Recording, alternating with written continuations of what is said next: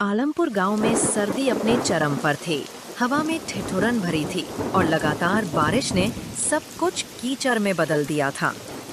उसी गांव में रामू नाम का एक गरीब आदमी रहता था। रामू का परिवार ठंड और बारिश से बहुत परेशान था। उनके पास कोई ऐसा साधन नहीं था जिससे उन्हें उस जानलेवा ठंड और बारिश में थोड़ी राहत मिल सके। उसी गांव में एक धनी व्यापारी रहता था जो बहुत ही लालची और चालाक था। एक दिन व्यापारी अपने व्यापार के लिए शहर जा रहा था। ठंडी हवा और बारिश में चलते चलते वो थक गया और उसने एक पेड़ के नीचे आराम करने का फैसला किया। सफर के दौरान उसकी सोने के सिक्कों से भरी कीमती थैली कहीं गिर गई। उसने घंटों अपनी थैली तलाश की मगर थैली का कोई पता ना चला। उसने गांव में घोषणा करवाने का फैसला किया। सुनो सुनो सुनो आलमपुर के लोगों, जरा गौर से मेरी बात सुनो।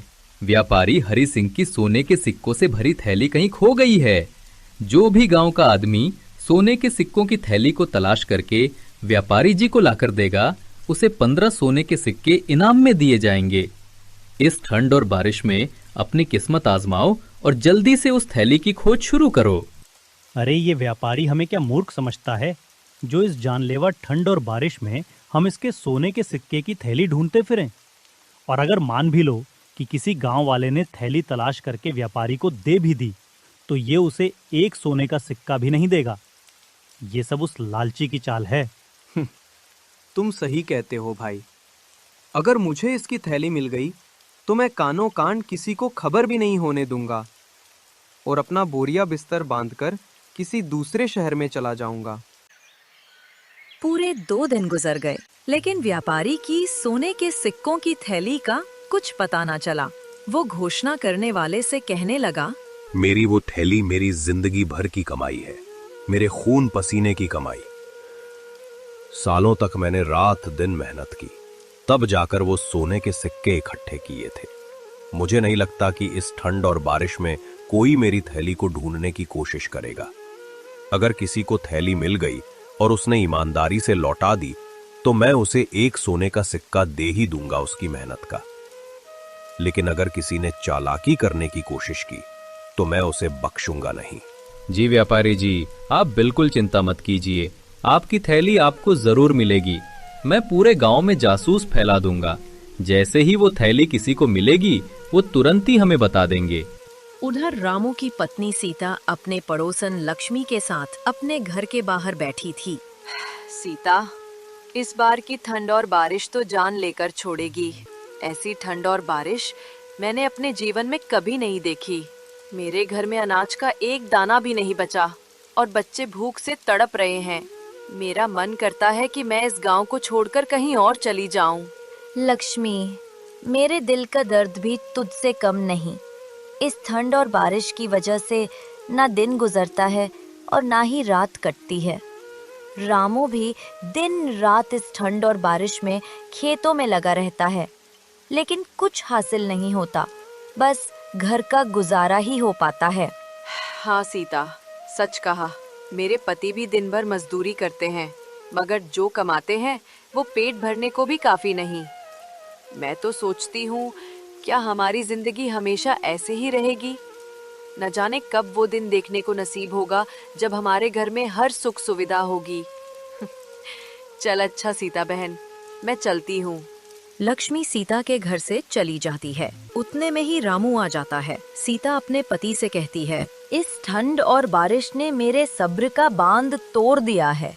हर दिन तुम्हें इस ठंड और बारिश में खेतों में भीगते देख मेरा दिल टुकड़ों में बट जाता है।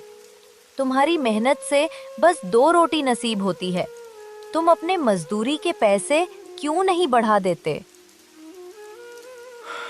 तुम ठीक कहती हो सीता, मैं आज से अपनी मजदूरी के पैसे बढ़ा दूंगा।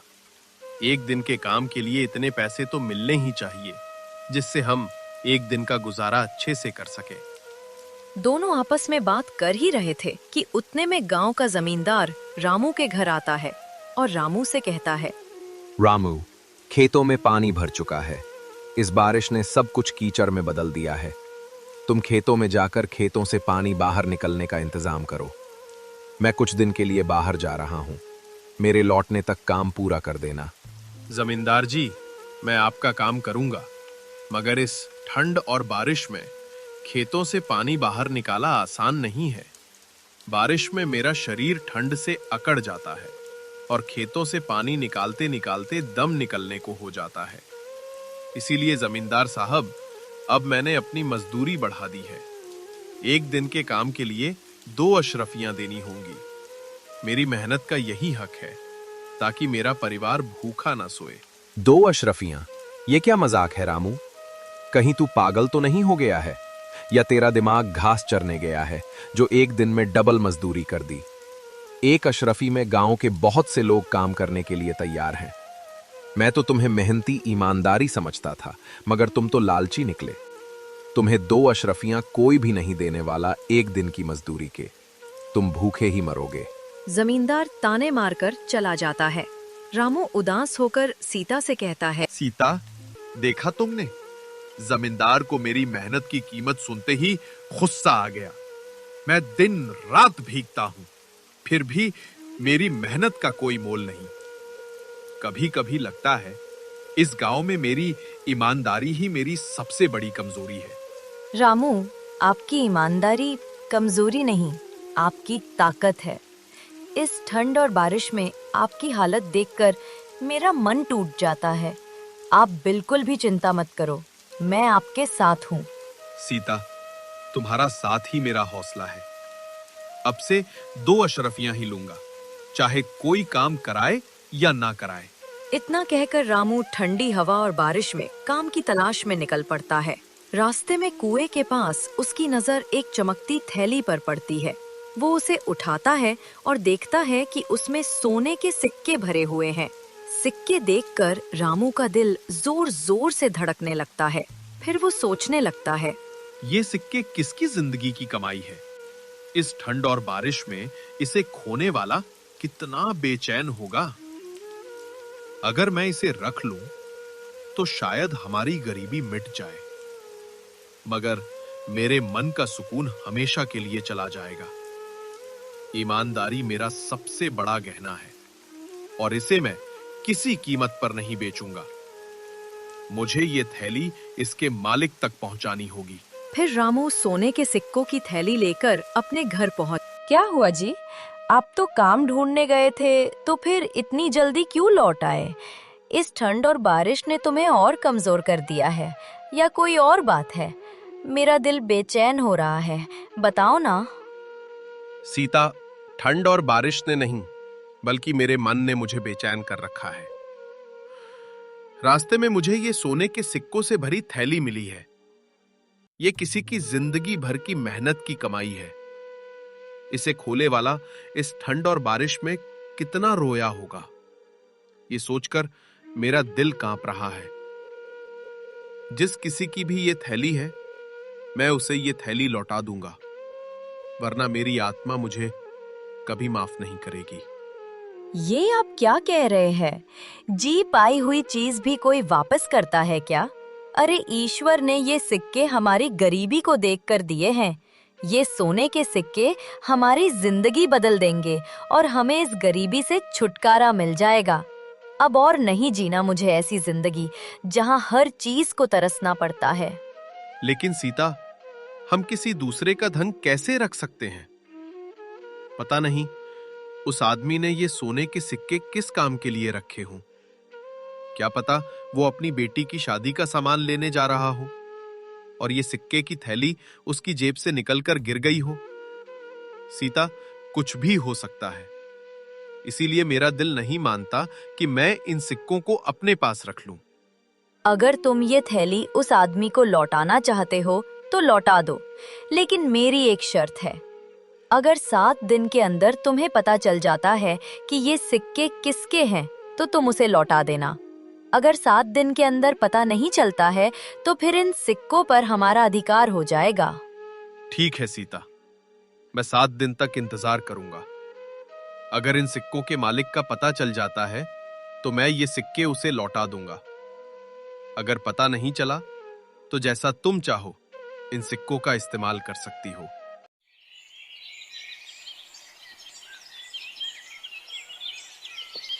अपनी पत्नी के कहने पर रामू 7 दिन तक इंतजार करने लगता है। उधर कोई भी गांव वाला व्यापारी की थैली तलाश करने नहीं जाता। इससे व्यापारी बहुत परेशान होता है। फिर वह घोषणा करने वाले को बुलाता है और उससे कहता है, ये क्या तमाशा है? क्या तुमने गांव में ढंग से घोषणा नहीं की? इस ठंड और बारिश में मेरी थैली कोई क्यों नहीं लौटाने आया? या किसी ने तलाश करने की कोशिश ही नहीं की? या फिर वो थैली किसी को मिल गई है और वो लौटाना नहीं चाहता है? वो सोने के सिक्कों की थैली मुझे हर हाल में चाहिए। अगर वो थैली नहीं मिली तो मैं बर्बाद हो जाऊंगा। व्यापारी जी, मैंने तो इस ठंड और बारिश में भी गांव के हर कोने में डिंडोरा पीट दिया था। मैंने कहा था कि थैली लौटाने वाले को 15 सोने के सिक्के इनाम में मिलेंगे।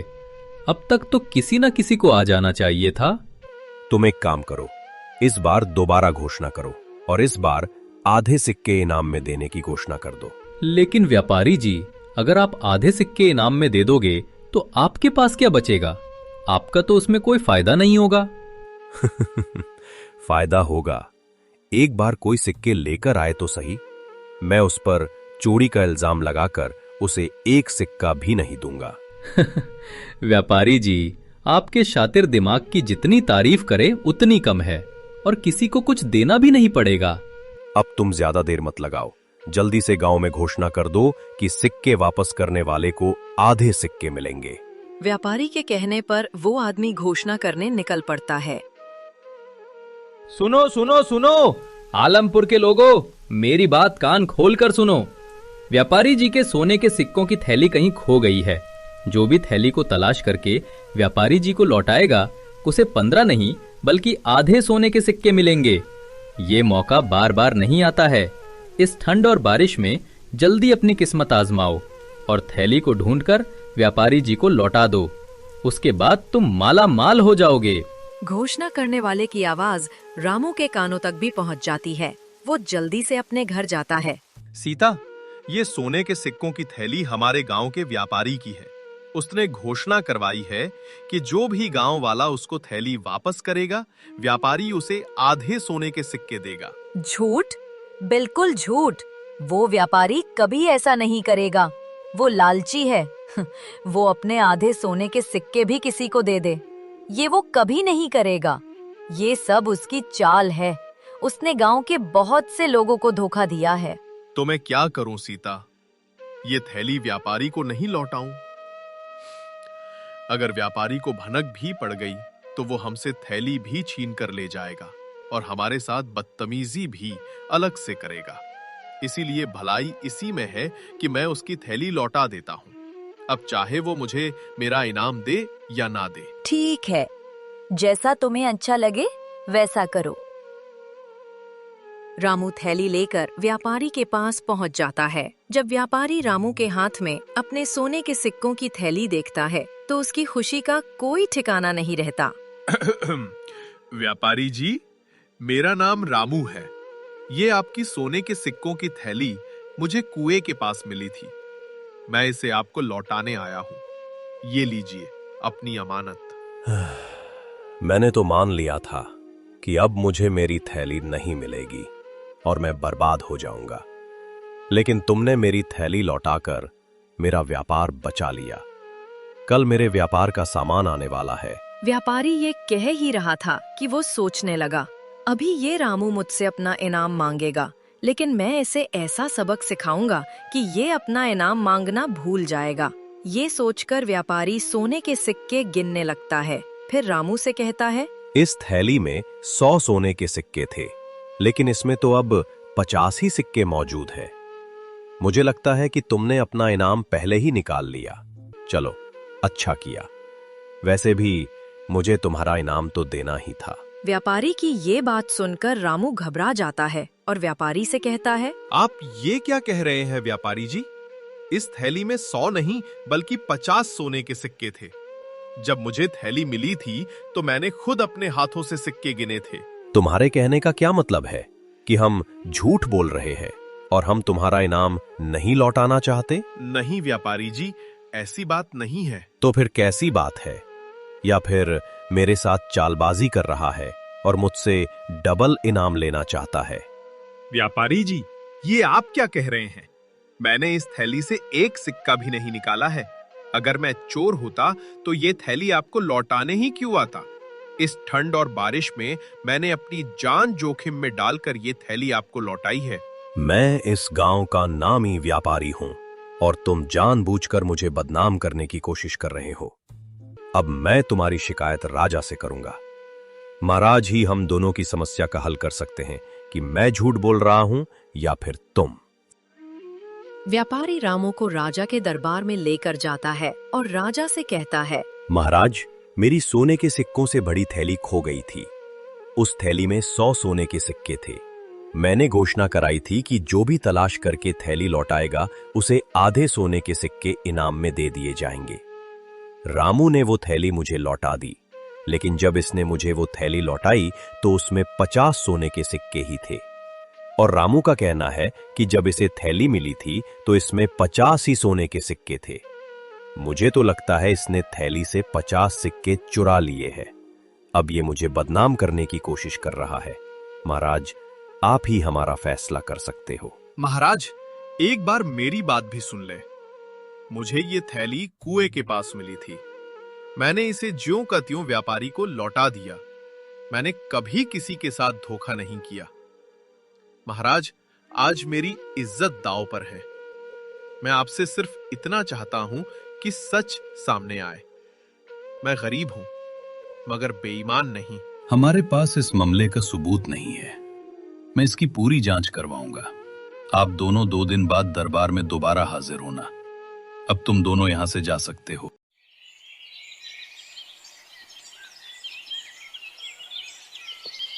2 दिन बाद राजा दोनों को फिर बुलाता है और उन दोनों से कहता है, व्यापारी, तुमने कहा कि तुम्हारी थैली में 100 सोने के सिक्के थे, तो ये 50 सोने के सिक्कों वाली थैली तुम्हारी कैसे हो सकती है?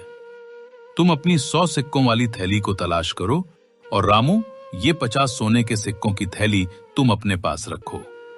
अगर 2 हफ्ते के अंदर इन सिक्कों का मालिक थैली लेने आता है तो तुम उसे लौटा देना, वरना ये थैली तुम्हारी हो जाएगी। फिर तुम जैसा चाहो इसका इस्तेमाल कर सकते हो। राजा की बात सुनकर व्यापारी गुस्से से तिलमिलाता है, मगर वो कुछ भी नहीं कर सकता। वो अपने जाल में खुद ही फंस गया था, इसलिए वो चुपचाप अपने घर लौट जाता है। व्यापारी के जाने के बाद राजा रामू से कहता है, रामू, मैंने पहली ही नजर में व्यापारी का लालच देख लिया था कि वो तुम पर झूठा आरोप लगा रहा है। इसीलिए उस व्यापारी को उसकी करनी की सजा मिलनी ही चाहिए थी। अब तुम अपने घर जा सकते हो और अब ये सिक्के तुम्हारे हैं। इन पर सिर्फ तुम्हारा अधिकार है। महाराज, आप बहुत महान हैं। हम बहुत खुश नसीब हैं जो हमें आपके जैसा न्याय प्रिय राजा मिला। राजा रामू से खुश होकर उसको ढेर सारा धन देता है। उसके बाद रामू अपने घर लौट जाता है। फिर वो अपनी पत्नी को सारी बातें बताता है कि किस तरह राजा ने उस लालची और धोखेबाज व्यापारी को सबक सिखाया। ये सुनकर सीता बहुत खुश होती है। ये सब तुम्हारी सच्चाई और ईमानदारी का चमत्कार है। मुझे विश्वास ही नहीं हो रहा कि वो सिक्के राजा ने हमें दे दिए हैं और तुम्हारी ईमानदारी से खुश होकर इतना सारा धन भी दे दिया। लेकिन अब मैं चाहती हूँ कि तुम व्यापारी के सिक्के वापस कर दो। उसे अपने लालच की सजा मिल चुकी है। वो समझ गया है कि झूठ बोलने का क्या नतीजा होता है। ये उसकी मेहनत की कमाई है, इसलिए उसी के पास जाना चाहिए। किसी का हक मारना हमें शोभा नहीं देता। सीता, तुमने मेरे मन की बात कह दी। चाहे व्यापारी ने मेरे साथ गलत किया, मगर हम उसकी तरह नहीं बन सकते। अगर हम उसकी थैली रख लेंगे तो हमारी ईमानदारी का क्या मोल रह जाएगा। मैं इसे लौटाने जा रहा हूं। रामू थैली लेकर व्यापारी के पास पहुंच जाता है। रामू को देखकर व्यापारी गुस्से से आग बबूला हो जाता है और रामू से कहता है, अब क्या लेने आया है रामू? सोने के सिक्के तो मिल ही गए तुझे, अब क्या मेरी जान लेने आया है? मैं आपकी जान नहीं, बल्कि आपके सिक्के वापस करने आया हूं। मैं नहीं चाहता कि मेरी वजह से आपके साथ अन्याय हो। ये लीजिए अपने सोने के सिक्कों की थैली। रामू, आज तुमने मेरी आंखें खोल दी है।